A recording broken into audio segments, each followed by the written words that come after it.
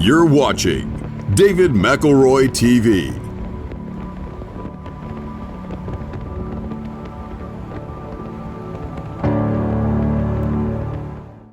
I spent much of my life trying to correct the rest of the world. I knew the facts. I knew what was rational. I was absolutely certain of myself. I was arrogant enough to believe I knew what other people ought to believe, how they ought to live, what they ought to say. And I would argue with almost anybody, especially online. All of these idiotic beliefs kept me miserable. I had to learn a humbling lesson. Nobody wanted me to correct him or her. Even if I was right, my arrogant attitude and insistence on fixing others made me wrong. It took me years to learn that. I see plenty of people around me today who still haven't learned this lesson. And that is often keeping them unhappy, arrogant, and bitter, even if they can't admit it to themselves. So I'm going to tell you what I've learned. You can accept this lesson or you can ignore it. That's up to you. Ready? Let people be wrong. Don't argue with them. Don't try to prove you're right. Don't try to prove they're wrong. You have nothing to gain by arguing. Even if the other person is objectively wrong, so what? Are you really making a difference now if you're going around correcting people? How's that working out for you? Let me add a few things I've learned that support this notion, at least for me. First, human beings will almost always eventually believe whatever they want to believe, not necessarily what objective evidence suggests is true. But we're almost always certain that we are the ones who follow the evidence to its reasonable and rational conclusion. When we come to understand that humans are wildly irrational most of the time, we somehow forget that we are human and that we can be irrational too. But when we are being irrational, we don't realize it. We can be just as stupid and ignorant and arrogant as those people we point fingers at. Even you, even me. Second, people who you knew were stupid or ignorant in the past don't magically get smarter or wiser. Stupid people rarely change. Ignorant people rarely educate themselves. They just tend to get more confident and become less conscious of their ignorance and their stupidity. You can't do anything about this. You just have to accept it. Third, if you form a conclusion before you look seriously at the evidence, you'll almost always find the proof to back up what you've decided to believe. It's like magic. This is true about pretty much everything, but it's especially true when it comes to things about which you have a strong emotional investment, such as politics or religion. Fourth, most people arguing about politics or anything pretty much online have neither the historical nor philosophical knowledge to have rational opinions. So they latch on to whichever positions appeal to their emotions and their ignorance. When you see things they say which are factually untrue and completely irrational to assert, it's easy to believe that you can easily educate them. But it doesn't work that way.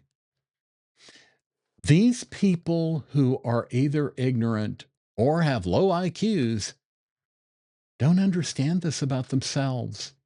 They're not going to suddenly see the light because you explain things to them. Honest.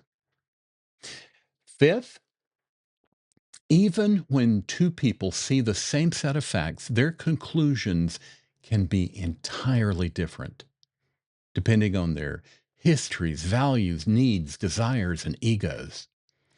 This is equally true in politics, romance, and commerce. You and your spouse or ex see your relationship differently. People of different ideologies see political actions entirely differently. Two rational people can make entirely different decisions about which computer or phone to buy or which political or philosophical position to support. In every part of life, our perceptions and experiences push us towards subjective conclusions, but almost everybody believes he's the one making the objectively correct decisions. We are fooling ourselves. Sometimes as much as the people who frustrate us so much with their ignorance. Unless we want to exist in a perpetual war of all against all, we have to find ways to allow people and groups to voluntarily go their own ways in peace without killing each other. That is the core issue humans have to face, accepting that we don't have to be right and that we can allow other people to live in ways that we find immoral or mistaken. It hurts me that so many people eagerly share obvious lies simply because those lies support what they already want to believe. This makes my brain hurt and it makes my heart hurt. Even people who are relatively bright fall for obvious lies when believing the truth would require them to change some of what they believe. Truth matters to me, and it hurts to see lies winning, but I see no way to save people from their own intellectual laziness. It's painful to watch. And there's one more reason to stop arguing with everybody in sight. Every now and then, you will discover that you have been wrong about something you had thought, and leaving others alone will save your ego from being hurt, and it will make it easier for you to change your views when you need to correct your own errors. You might not think this applies to you, but it does. It applies to me, and it applies just as surely to you. The more you argue, the more likely you are to hold on to your mistaken beliefs later, even when the more honest part of your brain has realized you were wrong. I recently ventured onto Facebook for the first time in quite a while because I wanted to see how people were reacting to a major world event. And I was appalled. I saw people posting things and sharing others' posts that were wildly ignorant. Much of what I saw was fit only for idiots who were looking for confirmation of what they already believed. But I didn't reply to any of it. I wasn't going to make a difference anyway. The error I had made was bothering to look at the idiocy and ignorance they were spouting in the first place. I wasn't going to change their views. To protect my sanity and achieve exactly the same thing that arguing would have achieved, I had to simply move on. The people posting the things I saw were wildly wrong, objectively wrong. But there was not a thing I could do about it. I had to remind myself once again that it's not my job to correct their errors. I have to let others be wrong if that's what they choose for themselves. You might just find that adopting this attitude would make your life more peaceful too. Just think about it. If you'd like to get in touch with David, please send praise, money, and marriage proposals to David McElroy at mac.com. If you have a complaint or some other form of criticism, keep it to yourself.